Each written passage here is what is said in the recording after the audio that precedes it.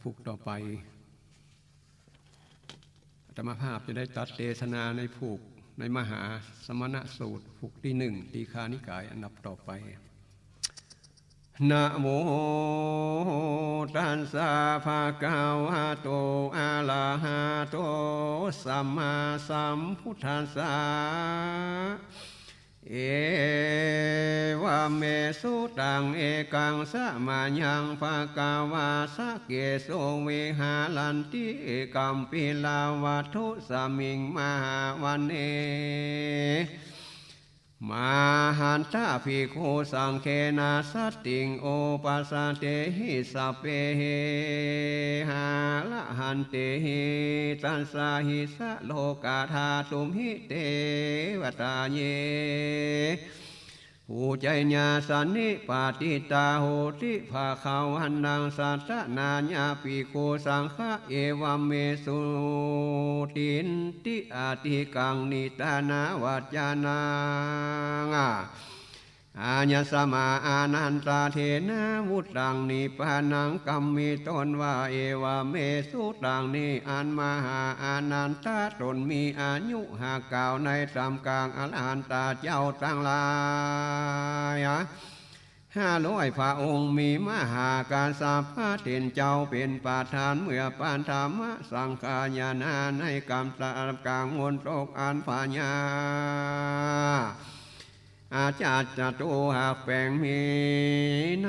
ที่ไกลที่ดอยเวภาละในคงเขตเมืองราชากาอาจญาญสมาอานันโตส่วนอันว่ามหาอานันตาเถนเจ้ามีกรรมภาธนาทานันดอนในกาละเมื่อมีกุลหันมาปานอันแต่และมหาอานันตาเถนเจ้ามีกรรมภาธนาเวียเศษใดภาธนาในสำนักพระมูตุตะละเจ้าในที่เสียงแสนมหากับมหาอานันตาเถนเจ้านี่ได้ถึงเสขปาสามิทธาทั้งสี่ในสำนักพระพุทธเจ้าแห่งเราและมหาอานันตาผู้มีปัญญาอันพระพุทธเจ้าแห่งเราหากสรรเสริญโหมานะโดยในเนี่ยมีตนว่าปานดิตาภิกขาเวอนันโตกะปะโตเมธาวิภาหูสุโตดังนี้เจ้าอนันตะเทนนี้อันพระพุทธเจ้าหากตั้งไว้เอตาคัตถะทวนาสีแห่งคือว่าพุทธาปาฐานิเอตาคาถาภาหูสุเตเอตาคาถาสาติมันตะเอราคาติมันโตเอตาคาอิทิมโนเอตาเคนะมหาอานันตะเป็นเจ้าได้ปอนทั้งสี่จำพวกในสำนักแห่งพระพุทธเจ้ามหาอานันตะเป็นเจ้านี้ประกอบไปโดยจริยาสูตรธรรมต่างหลายสี่จำพวกและมหาอานันตะถิ่นเจ้านี้ได้ฟังจำท่านลงเอาอย่างธรรมวินัยอันเป็นปีตากะตั้งสามไว้ตั้งมวลและมหาอานันตะถิ่นเจ้า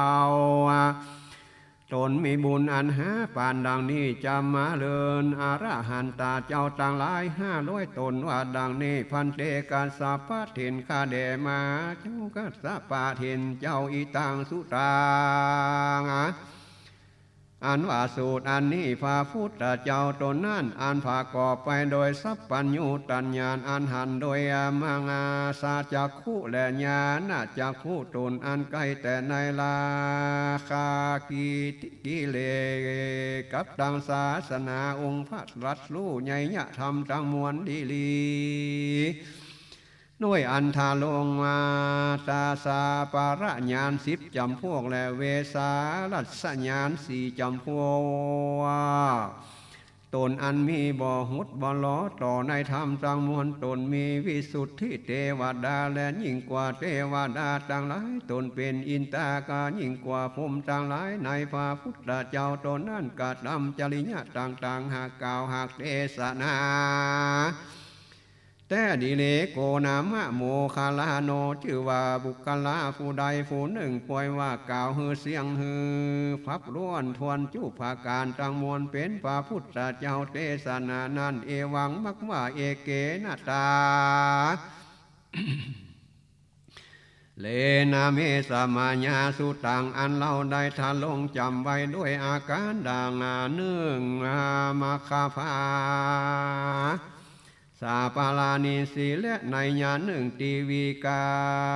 ปัญลานาสาปะอิตังสุตังอันว่าสูตรอันนี้มีงามสามจำพวกคือว่าที่กันละญาณังในงามในเบื้องต้นมัดเจกันละญาณังงามในต้มกลางปานิโยจานะกันละญาณังในที่สุดและปีติโสมานาเอหังหาสูตานิเตียนย่อมนำเอายังความจมจืนยินดีสูตรอันนี้เป็นนาที่ละเสียมาละมุนตินคือว่าตุลาจาลิตาจาลิตะกิเลสต่างๆนำเอามายังคามาตะมหาเนรปานแก่คนและเทวดาต่างหลายอันฟังถล่มจำไว้โดยญาดังคากล่าวมานี้ในญาเนืองอาคละปายัญจนานิปาลิปุนังกตัวเตสีต่างอันว่าสูตรอันนี้พระพุทธเจ้ากระทำอาคละปายัญจนาหือเต็มบัวละมวนหือเป็นกับโดยอัฏฐะเป็นกรรมโดยปายัญจนาหือเต็มบัวละมวนโดยแต่ก็เทศนาตนเองแล้วเอวังมังว่าเอวัมเมสุต่างอันข้าบ่หือตกหือหายแม้นว่าอาการละบทอันใดน้อยหนึ่งก็หาบ่ใดก็ได้ตาหลงจำเอาโดยนิยมพระพุทธเจ้าหากได้เทศนาจุอันจะแลมหาอานันตะเป็นเจ้าได้สำแดงยังตนว่าเป็นสาวกะแห่งพระพุทธเจ้าก็เพียเฮือบังเกิดปัสสาทาสัพพสาธาแก่สัพพุริสะต่างหลายผู้มีปัญญาหากได้ฟังได้เรียนได้ตะลงจำไว้ในสูตรอันนี้เอวาเมสุต่างเท่านี้และมหาอานันตะตินเจ้าสำแดงยังกาลเตสากะปริตสะแห่งสูตรอันนี้จึงกล่าวนิตานาวัจจนะดังคำมีต้นว่าเอวาเมสุต่างเอกังสมายังภะกวาพระพุทธเจ้าตนหับเสียยังลาค่ากีตีกิเลสธรรมทั้งมวลอันเป็นส่วนตนและต้านผู้อื่นเตียนยอมาแจกแบ่งยังกุศลกรรมาภาการต่างๆได้ชื่อว่าภาคาวาวิหารที่ภาคก็อยู่สำราญโดยอิริยาทั้งสี่ในป่ามหาวันป่าอนันต์ปุกาละผู้ใดผู้หนึ่งบ่ได้ปลูกได้แปลงหากเป็นโดยตนติดเนื่องโดยป่าหิบมาวันออกมาแต่อยู่ในที่ไกลเวียงกัมปีละวัตถุเวียงอันนั้นมีในคงเกตจานาโบสพระพุทธเจ้าอยู่ในป่ามหาวันปางนั่นกับโดยเจ้าภิกขุต่างหลาย500 ตนตั้งมวลเปลี่ยนย่อมเป็นอรหันตาจุตนแม่นว่าเทวดาก็ดีก็มาแต่งแต่หมื่นโลกจักกวานะก็มาประสุมจุ่มหนุมกันโดยมากนักก็มาแวดล้อมก็หันยังพระพุทธเจ้ากับดังเจ้าภิกขุ500 ตนได้มาเป็นปาริวารแก่พระพุทธเจ้าโดยอันใดเทวดาต่างหลายอันมาแต่หมื่นโลกาธาตุจักกวาลมาพระสุมจุ่มนุมกันในป่ามหาวันปางนั้นเวียงอันนั้นเหตุใดนั้นจ้ายังมีจานาสาธนะผู้มีปัญญาเพิ่งรู้ดังนี้เตอตถายังอนุบุพิกันธาอันว่าจะตามลำดับอันนี้ในอันหนึ่งอันเกิดมีแห่งวงศาเจ้าเมืองสากาละผู้นี้ผู้มีปัญญาเพิ่งรู้ดังนี้มัทธา มากาปิลกานาลิญาณสามหาสมาตะสาโลเจนามาพุเตสาโลโหติดังนี้เราได้ยินมาแลลูกชายผัวหนึ่งชื่อว่าโลนาเป็นลูกแห่งพญาสมันตลาดใดอาทิกามะปณีก็มีแล้ววาละวาโลจะเป็นลูกแห่งพญาโลจะเลี้ยวกันละลานาลาจาบุตรเป็นลูกแห่งพญาวาละวาโลจาและลาจาบุตรตนหนึ่งชื่อว่าวาละลาวาละโลชนะโลจาบุตรตนหนึ่งชื่อว่าวาละกัมปลานะเป็นลูกแห่งพญากันละยานาลูกแห่งพญาวาละกันลายานะชื่อว่ามาทัตุลาจามุตและลูกพญามัทธะตนหนึ่งชื่อว่ามาละมันทัตุราจามุตตนหนึ่งชื่อแห่งพญาหาอุโปสัทธาลาจาบุตรและลูกแห่งพญาลาจาบุตรอุโปสัทธะชื่อว่าวาระลาจาบุตรและลูกพญาวาลาลาจะชื่อว่าอุปาวาละลาจาบุตรลูกแห่งพญาอุปาละลาจาชื่อว่ามัคคะเทวบุตรและเต้าพญาต่างหลายอันใด74,000 ตนเป็นลูกเป็นหลานนะเล่นสืบมาแต่มัคคะเทวลาจาเตสังพะปัจจาปัจจโตตะโยโอกาณยังสาเหสุงวงสาแห่งพญาโอกากะตั้งหลายตนสืบกันมาไปลุนแต่พญาตั้งหลายผู้นั้นพญาโอกากะตนทวน3นั่นมีนามและโคไม่นามและโคดมาเหสี5 คนผู้หนึ่งชื่อว่านาง5 ถาผู้หนึ่งชื่อว่านางจิตตาผู้หนึ่งชื่อว่านางจันนะผู้หนึ่งชื่อว่านางจารินีผู้หนึ่งชื่อว่านางวิสาขาผู้หญิงต่างหลายอันใด500ก็มาเป็นปาริวารแห่งนาอาโคมเหสี3 คนและส่วนอันว่านางหัตถาละโคมเหสีผู้เป็นแก่กว่านางต่างหลายนั้นมีลูกชาย3 คนผู้หนึ่งอยู่กาอากามุขะผู้หนึ่งชื่อว่ากาลากันลานะผู้หนึ่งชื่อว่าสีนิปูละลูกหญิงก็มี4 คนนาผู้หนึ่งชื่อว่านา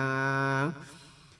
ปิญาผู้หนึ่งชื่อว่านางอานันตะผู้หนึ่งชื่อว่านางอาวิสิตาผู้หนึ่งชื่อว่านางชีวิตาเสนาและผู้หนึ่งผู้นี้มีลูก7 คนดังนี้และก็ตายไปและอาโลจะยังหาทาลิอาภะลิยูปังลาจะทีละดังอาเนตัวมเหสีทาลาเปสิสันตัญญังนามาบุตตังวิจาติในกาละพานันพญาโอกา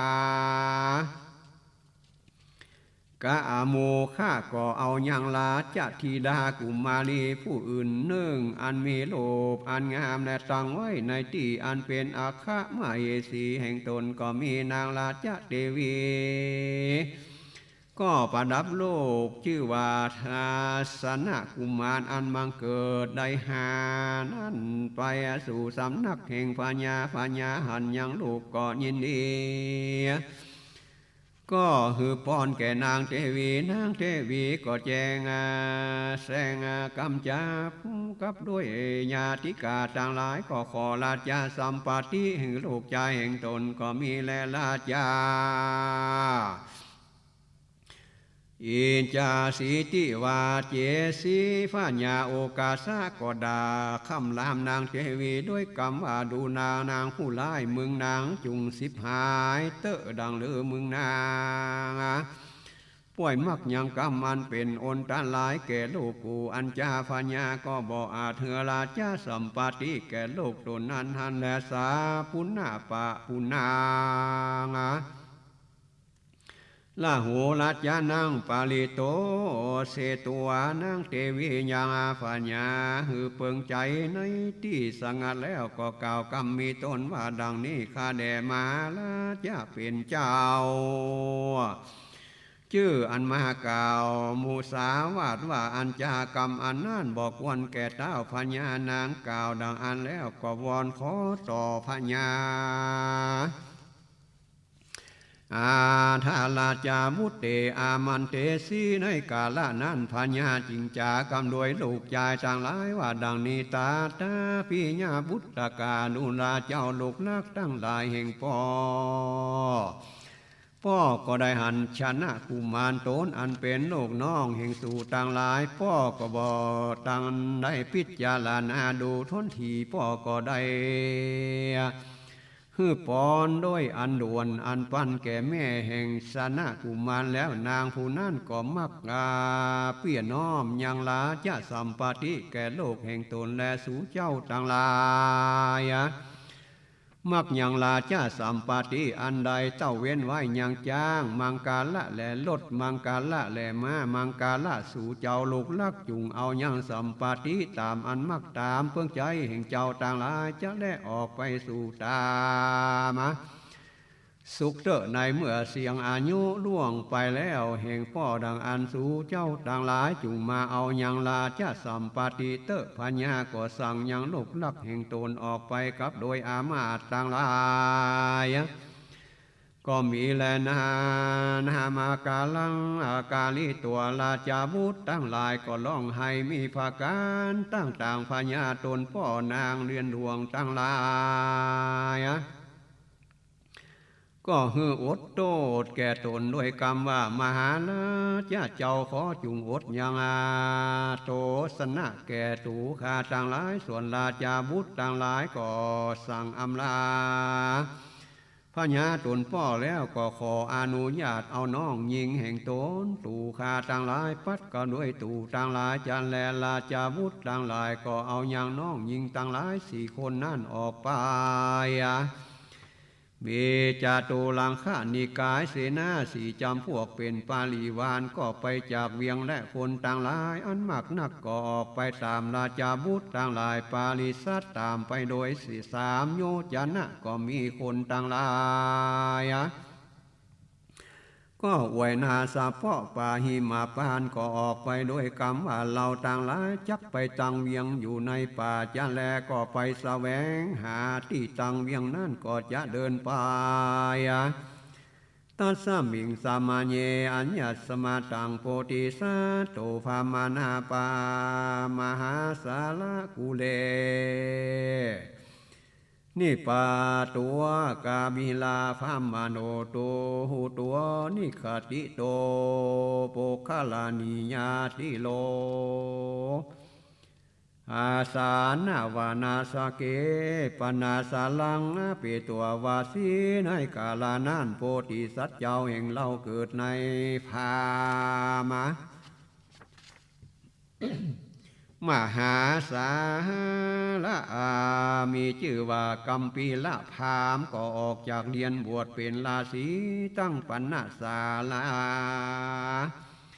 อยู่ในลาวป่าไม้สักในที่ไกลยังโบคาลานีมีข้างป่าหิมาวันก็อยู่อ่านเราได้ยินมานี่ลาเจ้ากับบินละพามาสี่ตนรู้นั่นรู้แล้วยากำปีละอันรู้จักกาพื้นแผ่นดินที่มีกุลและ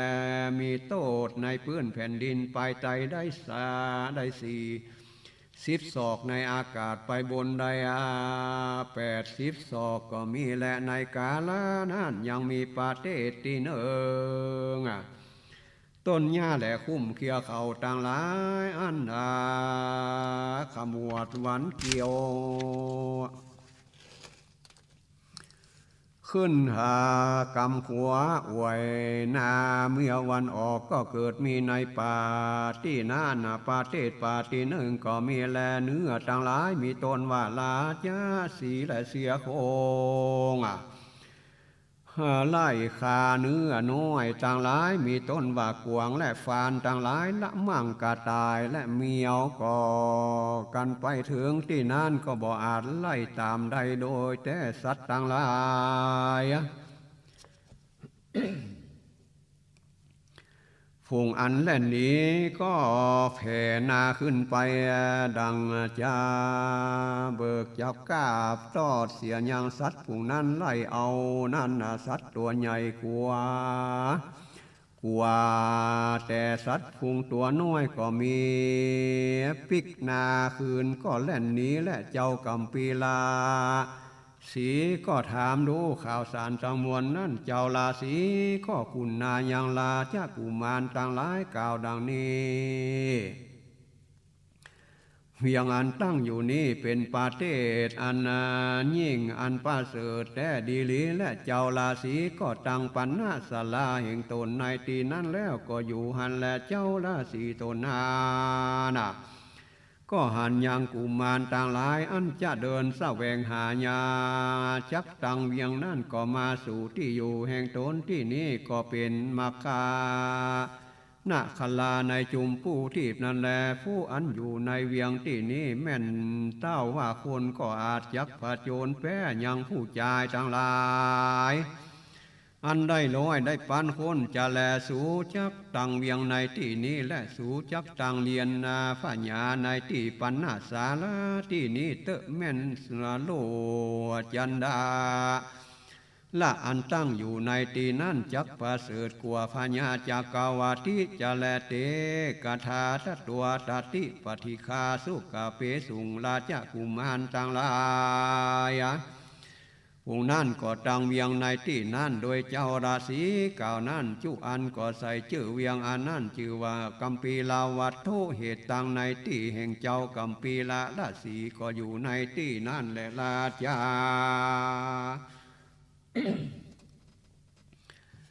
อามาสาอิเมตาลากาวาจญาปัตตาสัญเยเนสังปิตาสันติเกภวัยญโสวิวาหังกาเลละอิธานิอามาตะกังภาโล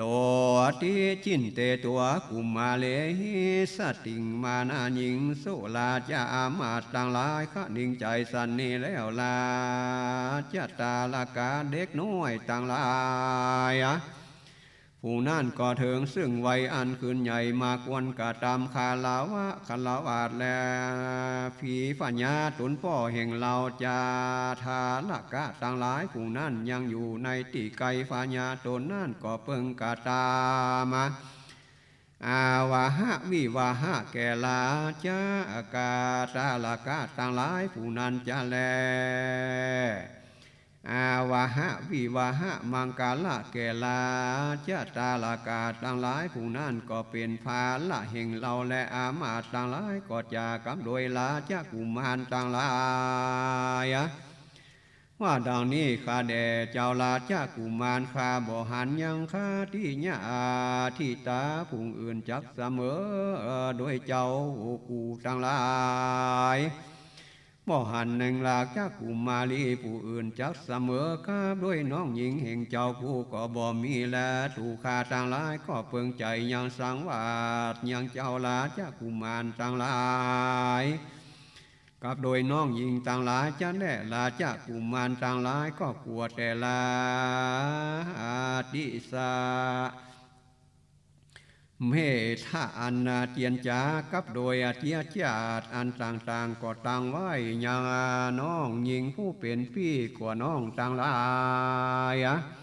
ในที่อื่นอันเป็นแม่ต่างหลายก็อยู่กับโดยน้องหญิงละเนื้อกว่านั้นจะแลอาทาโคกาลาจะอามัจโจปาลิสาเทอามันเตสีนะหังโคเอตาลาหิกุมาลาสมาติติในกาลานันพญาโอกาตนเป็นพ่อก็จะซึ่งคนใจสวยต่างหลายด้วยคำว่าดูกาลาอามาตต่างหลายลาจักกุมารยังอยู่ในที่ใดอันจา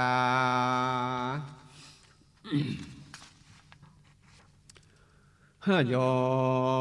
มเป็นเจ้ายังมีลาวป่าสักอันหนึ่งมีในตีไก่ฟังโบกาลานีมีในข้างโดยป่าหิมาปานเราจะผู้ตั้งหลายยังตั้งเวียงอยู่อันหนึ่งในที่อยู่แห่งเจ้าราศีตนหนึ่งก็อยู่ในที่นั่นลาจะกุมารต่างหลายกลัวแต่กลัวเก้าเจียนจานไปด้วยญาติกาต่างหลายต่างๆก็หากอยู่กับโดยน้องยิงแห่งตนและในกาละเมื่อนั้นพญาโอกานะก็ยินดีก็เบ่งออกยังอุตานะความยินดีครับโดยคำว่าสากัญญาวัตโพกุมาลาดูลาโอดูลาอามาตลาจะปริสัตต่างหลายกุมารต่างหลายกุนั่นอันเรา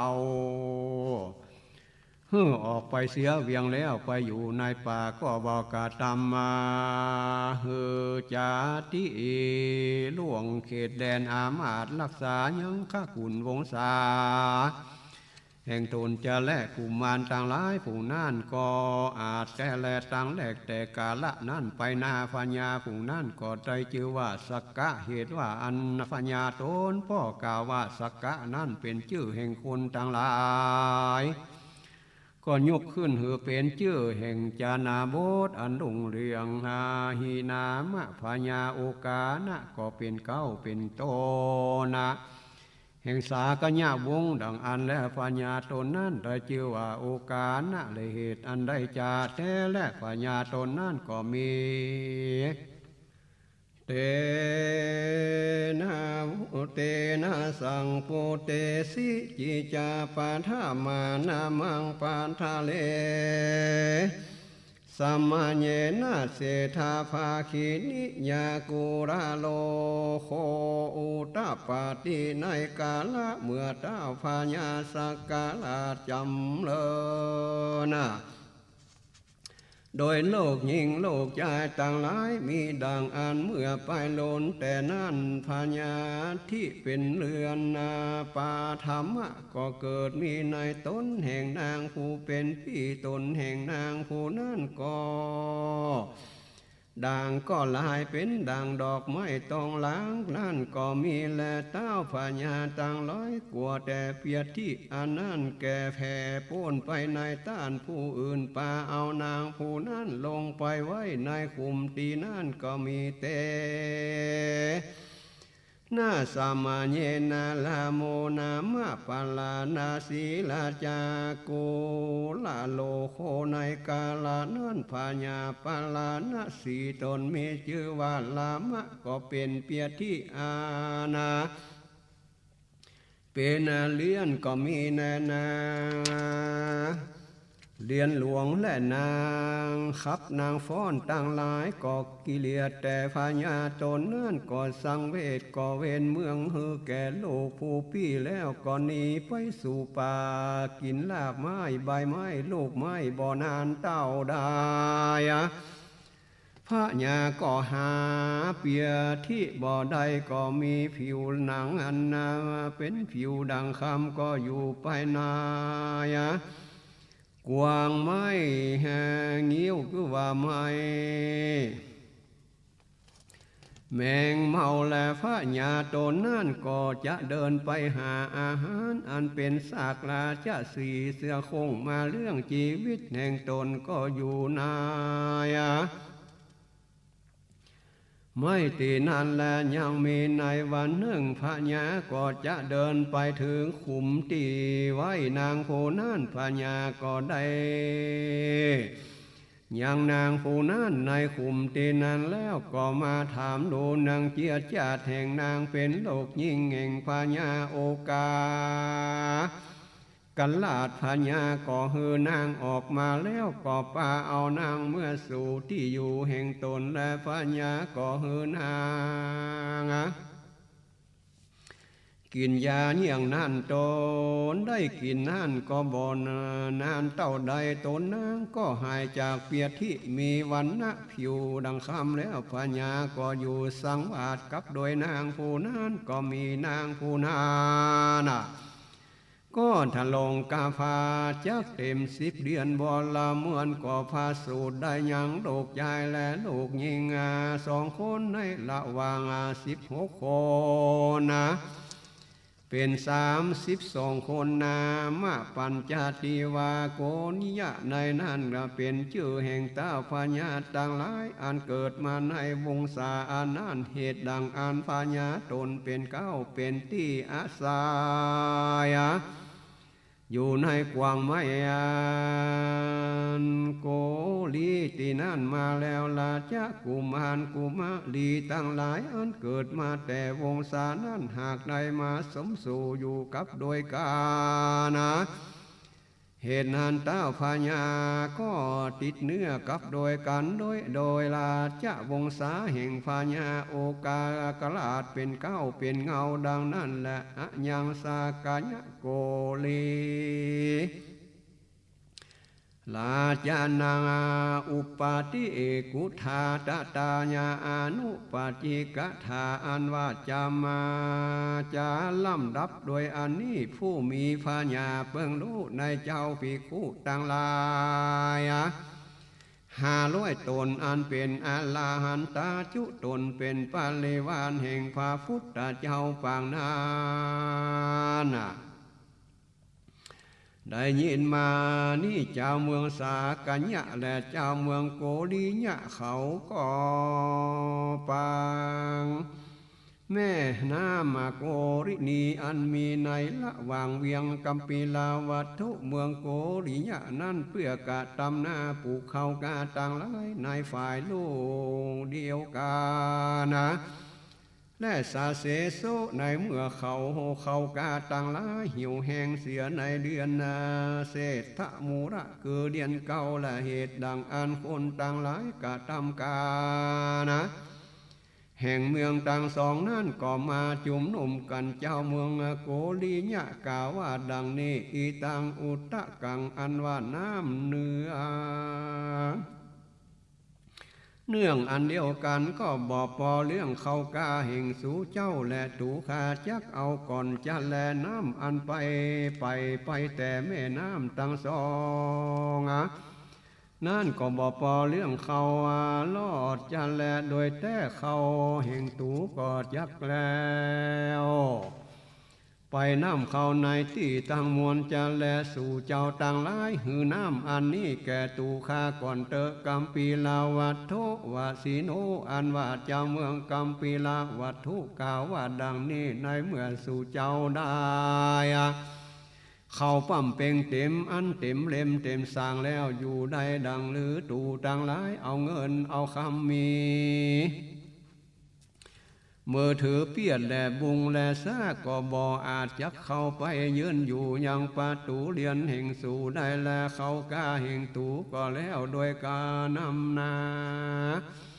อันนี้ต่างมวลจะและสู่เจ้าจุงเฮือน้ำอันนี้ก่อนเตอคนต่างสองเมื่อนั้นต่างคนก็ต่างว่าตูก็บอกเฮือแก่ผู้ใดจ้า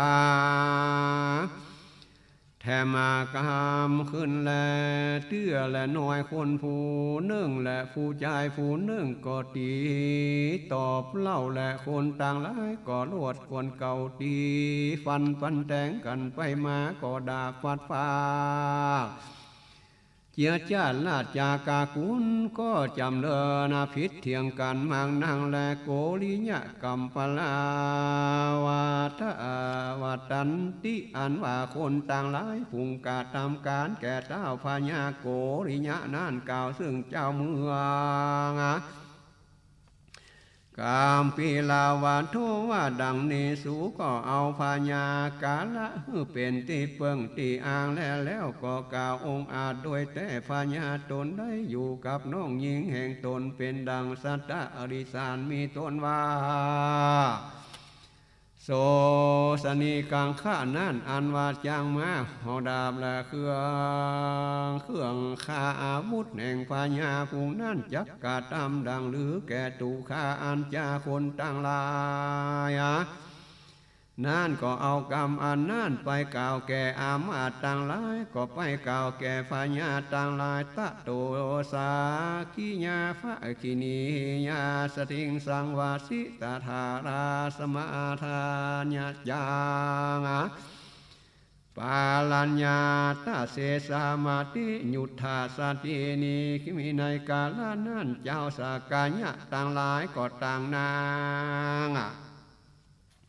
ห่างจ้างมาแลโยธาดาลบก็ออกไปโดยกำว่าดังนี้เราจักสำแดงอย่างปาละกำลังแห่งเต้าพญาอยู่กับโดยน้องหญิงแห่งตนเฮลูจะแลโกริยา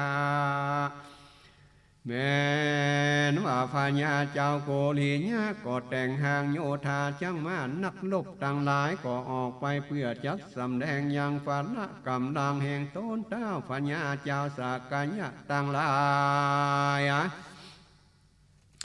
อาทาโคภาคาวาเปียรันติยาปัจจุสมะเยมหากะโลนาสมาปาติโตพุทธาญโลกาโมโลเกนโตอิเมหิวังพุทธาสเนนิคันเตอาตาลาสะพระพุทธเจ้าก็ออกจากมหากรุณาสมาธิมีสัตตะเป็นอาโลมาก็เล็งโดยังอาสันตาโลกโดยพุทธจักกุญาณก็อาสัญญานุสัญญาก็หันยังเต้าพญาต่างหลายผู้นาต่างดานานบกันพาพุทธเจ้าก็ลำเพิงโดว่าดังนี้ในเมื่อตาทาคาตะไปในที่นั่นงาอันว่ากรรมอันพิษเตียงกันยังหลังงับจะเลอโลว่าบ่อหลังงับอันจาหาพุทธเจ้าก็ตากะตำสันนิทานดังนี้อาหางอันว่ากูตาถาคาตะไปในตีนั่นก็จักได้เทศนาฟาลากธาตุต่างหลายสามอนาเปิงหลังงับยังอาปาละอาณาพิษเทียงกันก็จักกล่ำงับจะแลทานนั่นพานตาถาคาตาก็ยังกล่าวยังอาจาตะกะสองอันเปียสำแดงยังความสามัคคีพร้อมเพียงกันก็จักเตสนายังอาตาทันดาดาสูตรแก่เจ้าพญาตั้งสองเมืองเฮือใดฟังยังจาตะกะธรรมเทศนาแล้วก็เฮือยังลาจะกุมารต่างหลายได้250ก็ยังมีจะแลพระตาถาคตาก็จังบวชอย่างลาจากกุมารต่างหลายผู้นั้นจะแลมหาสมาคมมันจุ่มนุ่มแห่งเทวดาและมนุษย์โลกต่างหลายก็มีจันแลเตโสยุตเจโส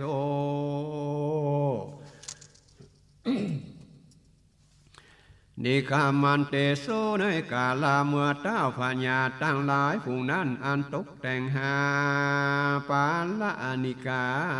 พาศพพบกันดังอันพระพุทธเจ้าก็บอกแก่ผู้กาละผู้ใดผู้หนึ่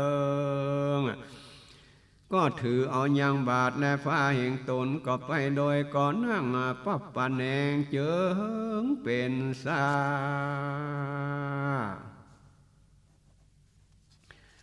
ปานานะอาราสามีก็นั่งอยู่ในอากาศกระทำกังหาวแห่งพญาต่างสองนั้นก็มีกัมพิลาวัตถุอาศีนุเท้าพญาเจ้ากัมพิลาวัตถุต่างหลายกันบาหันพระพุทธเจ้า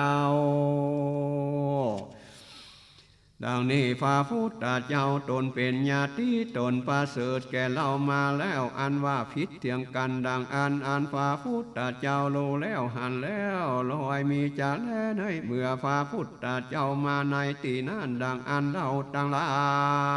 ย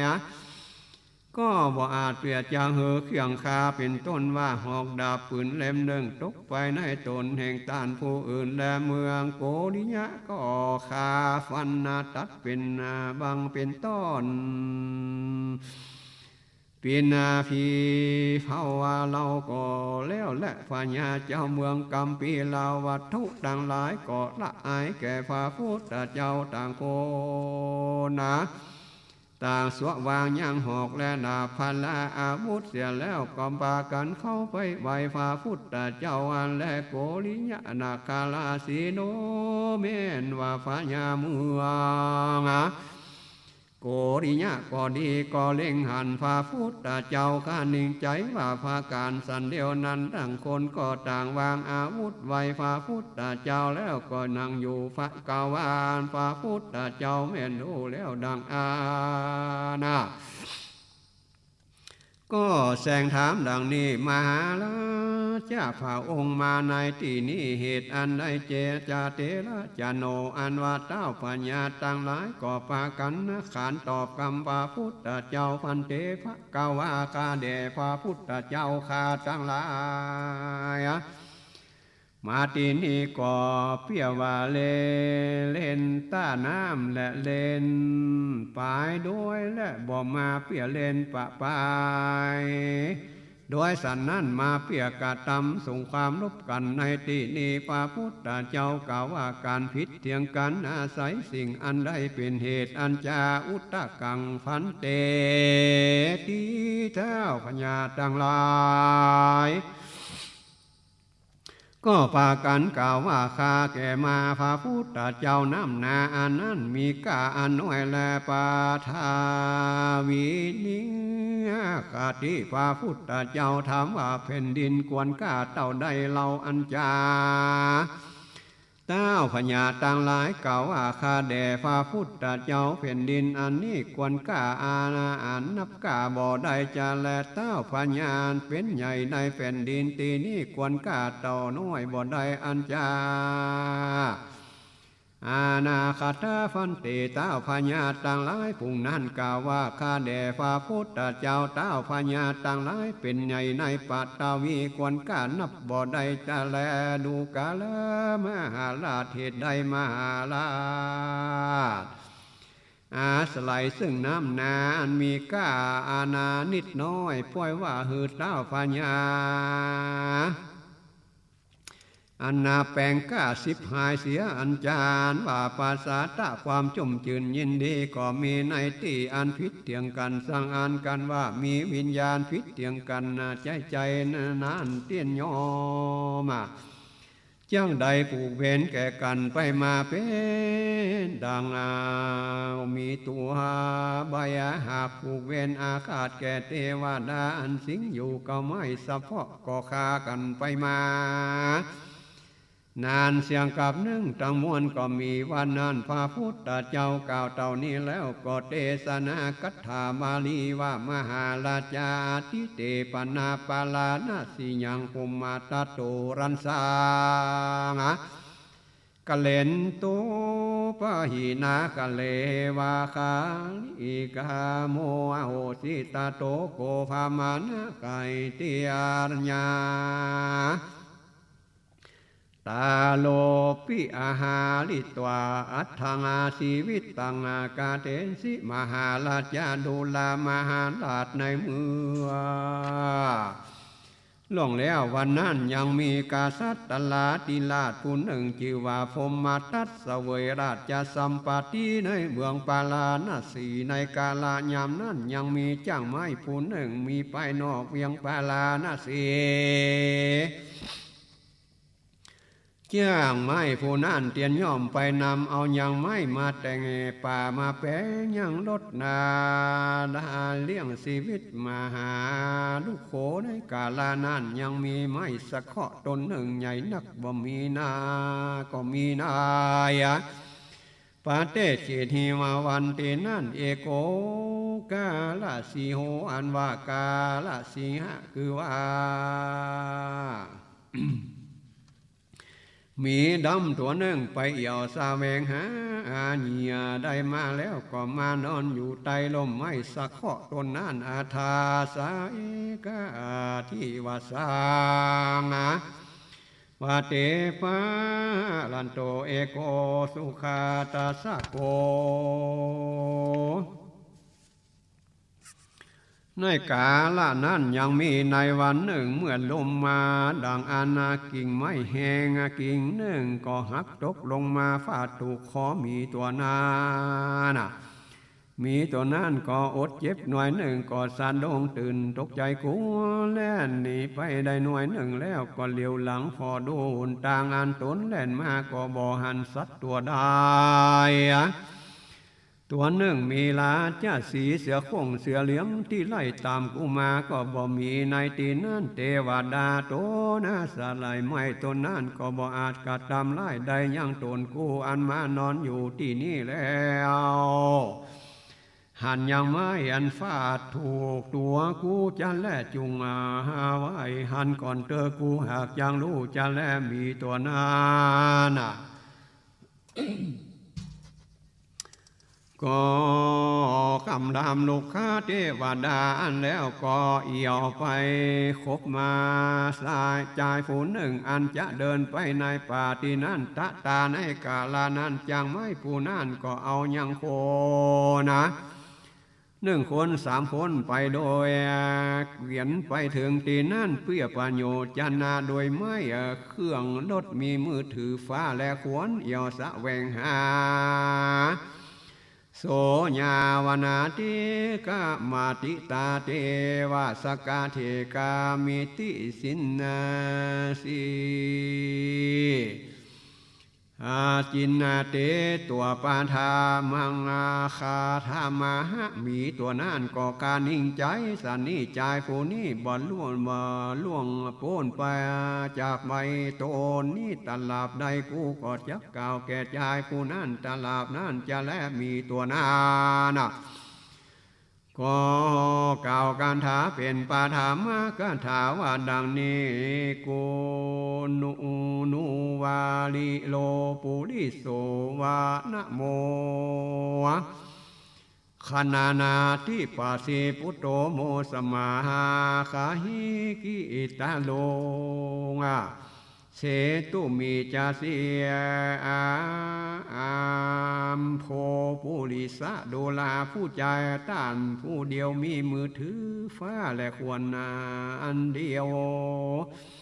เข้ามาในสู่ป่าใหญ่ที่นี้ต้านมักเปียจากตัดเอายังไม่ตนนี้เป็นนังหรือจะสามารถดูลาผู้ใจต้านนั่นผู้หากทำต้านจุงจักบอกแก่กูตามจูภากา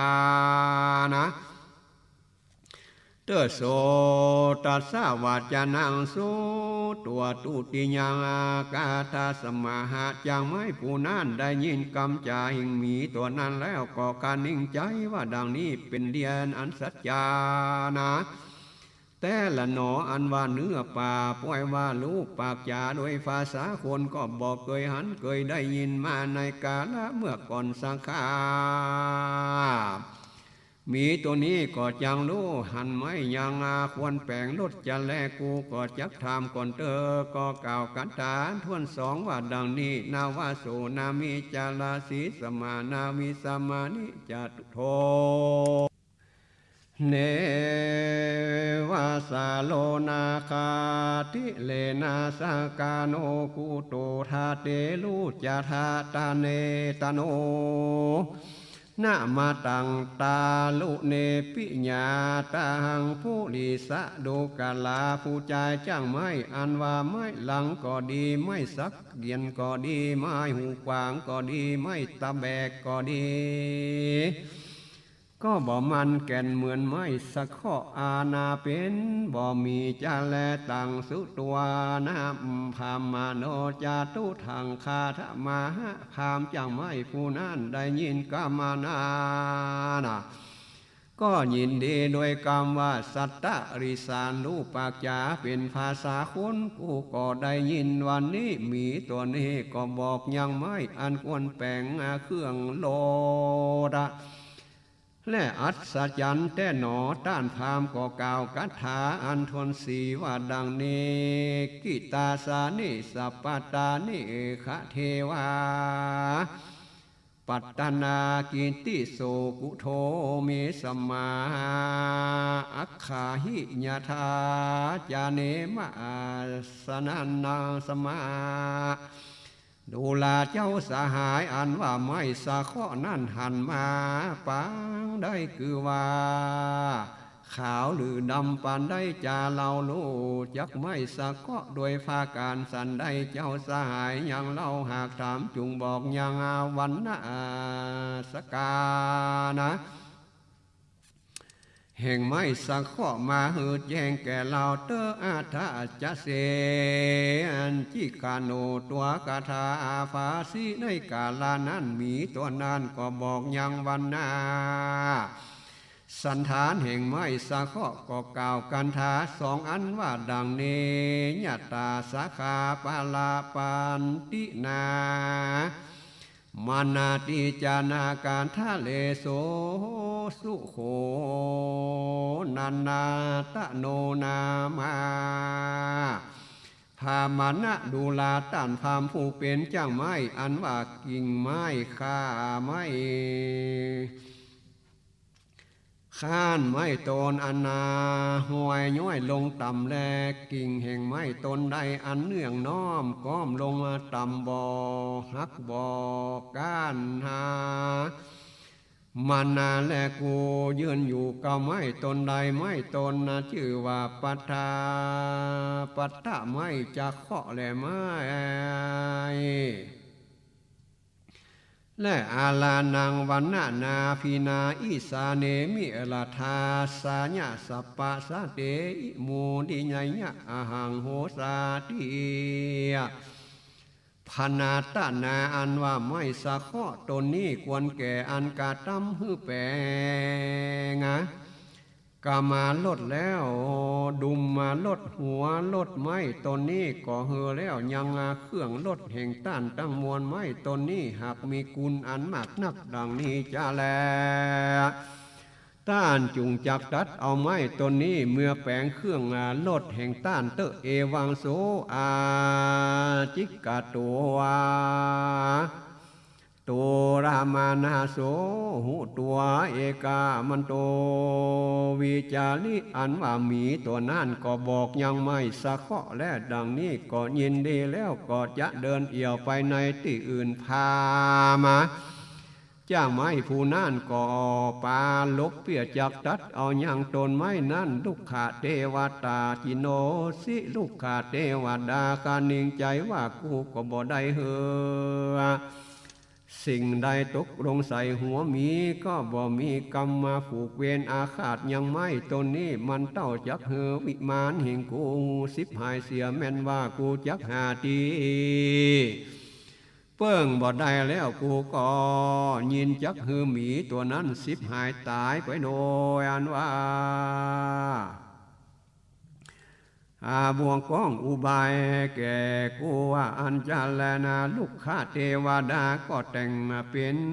ดังผู้ชายอันเที่ยวไปในป่าผู้เดียวนั่นก็มาสู่สำนักแห่งพามจ้างไม้ผู้นั่นทำว่าโสผู้ดีโสดูกาลาผู้ใจเจ้าใดไม่ตีอันเปิงใจแห่งเจ้าแล้วอันจะลือเจ้าจักตัดตนไม้ตนนี้เจ้าจักกาตำสิ่งใดจาพามจังไม้กล่าวว่าข้าจักแปลงยังลดโดยไม้ตนนี้เทวดากล่าวว่ามีตัวนี้บอกแก่เจ้านี้นักและลดเล็มอันเป็นแปลงด้วยไม้จะข้อต้นนี้งามนักเทวดากล่าวว่าเจ้าทบเอายังหนังคอหมีเกี่ยวในตีนวงรถเป็นดังเกี่ยวแผ่นเล็กมันนักและอันเนื่องต้านพามก็จ้างได้เขาของเงินคำมากนักพามก็กล่าวว่าข้าจักใดหนังหมีแต่ที่ใดจะเทวดากล่าวว่าดูลาต้านพามาผู้ใบไม้ตั้งอยู่ในป่าที่นี่ก็แล่นหนีจากตนจากลำมาแต่หมีตัวใดบอกยังไม่ตนนี้นั้นต้านพามก็ไปสู่สำนักหมีตัวนั้นจุงฟังว่าดังนี้ดูลาสหายเจ้าบอกยังไม่ตนใดแก่ข้านั่นข้าก็จักควรตัดไม้ตนนั่นในที่ใดจากล่าวดังอันแล้วต้านจุงเอาหมีตัวนั้นมาเตอะเมื่อนั่นหมีตัวนั้นหาสังกาบ่ได้ ก็ยืนอยู่ปังคางาเหงาลูกขาเทวดาก็ผูกอาคาด้วยมีนั่นก็มีวันนั้นตะมาทางปากาเสนโตสัตตาอาพระพุทธเจ้าจักสำแดงอย่างอันท่าอันนั้นมาหือแจงพระก็แสงเทศนาดังนี้อิติฟาตานาตนะลุกเขปิเทวตาอาสิทธาไมหังปิวัจนาท่าภาลาตัวจะสุโนหิเมดุกัลลามหาลาตทั้งหลายอันว่าเทวตาตนอันอยู่อาศัยไม่สะเคาะตนนานะก็แถลงเป็นผู้ชายคนหนึ่งกล่าวกรรมอันนี้ว่าดังนี้ภาลาตัวตาจะดูกาลาต้านผู้เกิดในภาวะเต้าจะโคตรอนาควนจ๋าหิงกูก็ยังมีและต้านจุงฟันคอหิงกูก่อนเตออูมาซาอุมาคันตาตามาหิโอนาจาตุรังคาลังเตเนมิปาลิหาเลสีวาตาระหังหาตาลังสีญาตุงอันวัดต้านฟามจุงลวดแขเถียเอายังหนังกวางสิ่งนิ้วมือขวางแต่คอหิ่งหมีตัวนั่นแต่งลอด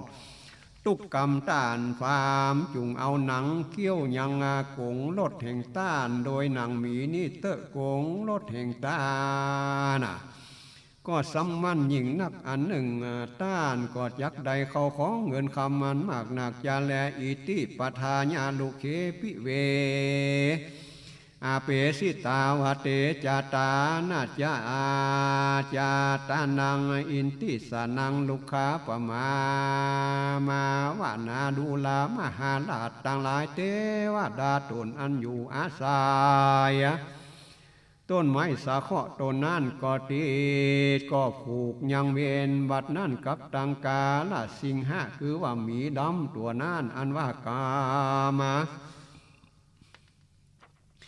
นามายังตุกแห่งสัตว์และสังขารอันหันมาปานนี้คือว่าหมีลูกเกิดโดย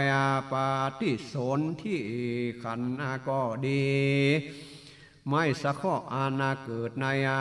ปาฏิสนธิก็ดีก็บ่มีวิญญาณก็มีโดยภาการดังกล่าววันนาว่าคานีลูกข้าเทวตาญาว่าจะนางสู้ตัวกาลาสีหังมาเล่นตัวลูกขังสีที่ตัวปากามิพามจังไม่ได้ยินกรรมแห่งลูกกะเทวดาได้ยินนะดีมากนักแล้วก็คานิ่งใจว่าดังนี้วันนี้เป็นมังการละหิงกูก็เอายังหมีตัวนั้นตัดฟันไม้สาเคาะแล้วก็หนีเมื่อจะแลตามาทางปากาเซนโตสัทธาอาหะพระพุทธเจ้าจักสำแดงอย่างอัฏฐะอันนั้นมาหือแจงพระจิงแสงเทศนาวัดดังนี้อิเจวัตานาตาโนปลาสังาปาลาโสจาปนาพันธนางากัมปาวิปะเลนาอัญญมาคาละยุงดูกาลามหาลาดอันว่าคาศึกสองจำพวกคือว่าคาศึกฆ่าซึ่งกันไปมาโดยอันผิดเทียงซึ่งกันไปมาคาศึกสองจำพวกนั้นพุงได้จาคือเทวดาที่อาศัยต้นไม้สะเคาะคือว่าพามเจ้าไม้ก็คายังหมีตัวนั้นอันว่าหมีก็ดีก็คือพามเจ้าไม้ตัดฟันเอายางไม้สะเคาะต้นนั้นคือตายด้วยความอาฆาตถูกเวรในที่อันหาเหตุบ่ได้ก็มีจะแลเอวะเม มานุเสสุวิวาโตญาธาจาติมายุรานาวังอานันจตินสัตตเตปลาสมัตนาดูกาลามหาลาดอันว่าคิดเทียงกันก็เพื่อ มีใดในที่ใดในคนทั้งหลายผู้นั้นก็เตียนยอมคาฟันกันไปมาก็มีเปลี่ยนดังมีเทวดาแท้ดีหลีควรรับดีนักนานนกยุงต่างหลายขอฟ้อนซึ่งอันนาฟ้อนแห่งนกยุงยะธามีอุปมาสันใดอันว่าคนต่างหลายพุงผิดเถียงกันนั้นก็เตียนย่อมสำแดงโทษอันผิดเถียงกันไปมาก็พ่ำเป็นดังนกยุงฟ้อนลำมาแผนยังองค์อันลับอันลี้นั่นอันว่ามีและไม่สาข้อต่างหลายผู้มาสำแดงยังต่อสาสนุโตซึ่งกันไปมาก็คาก็เบียดเบียนกันไปมาสังวทามิภาตโวอาจารโนวะสมากตาสมโมทะปะมาวิวาทาสามหาโหทาคัสสะปะทานังสังมังวาเสนากาเนนะเหตุนั้นภาตาทาคาตาก็กล่าวซึ่งเจ้าพญาต่างหลายว่าอันความสวัสดีจำเริญจุงมีแก่ท่านต่างหลายเตอะสู่ท่านต่างหลายอันปากันมาพระสุมจุ่มนุ่มกันในที่นี้มีเจ้าใดสู่ท่านต่างหลายอันโจมเจิญเย็นเดซึ่งกันไปมาจุงมีเตอ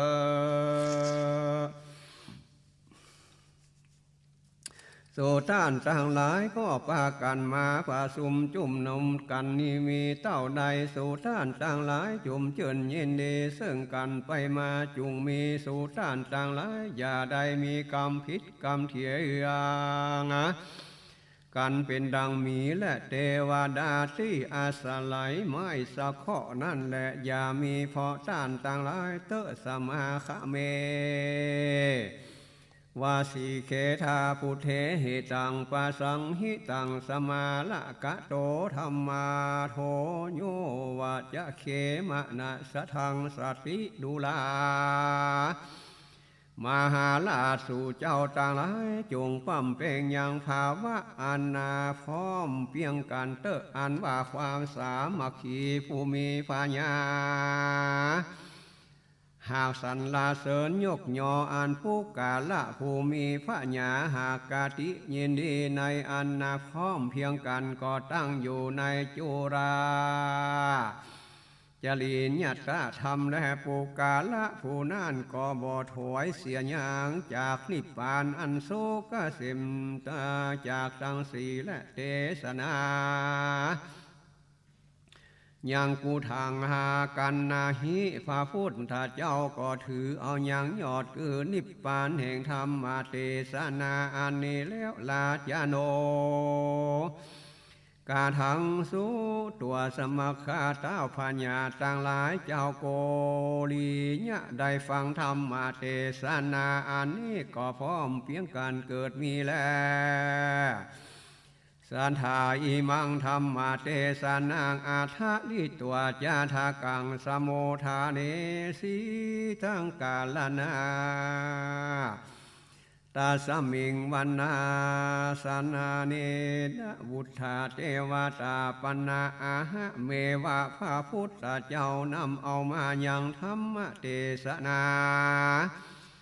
จาทกะอันนี้มาเทศนาแล้วจุ่มหนุ่มจาทกะเทวดาตนนั้นอันอยู่ในอาลาวแล้วป่าที่นั่นหันยังเหตุอันมีและไม่สะเกาะผิดเถียงกันวันนานะเกิดตนตาถาคาตาบาดนี้มหาอาลาจะจุงตะลงจำไว้ยังจาทากะอันนี้โดยในยะดังกัถาอันฟาตาทาคาตาหาเทศนามานี่แดเตอปาลิโยสาเนในเมื่อแล้วธรรมเทศนา พันนาทานาจาท่ากังตุติยังมหาสมัยสุดตังผูกตนก็บางโกมสมเลสเด็จ